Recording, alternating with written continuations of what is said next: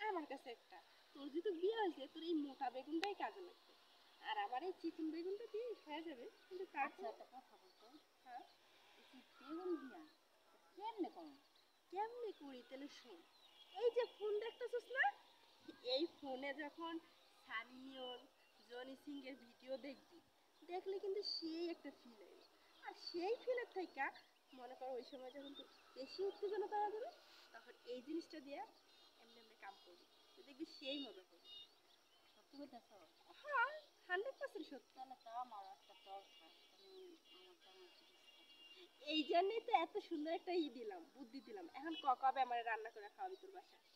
এত সুন্দর একটা বুদ্ধি দিছি, যেটা তাহলে এক আমরা কাজ করি। কর, আজকেই নিয়ে যাবো।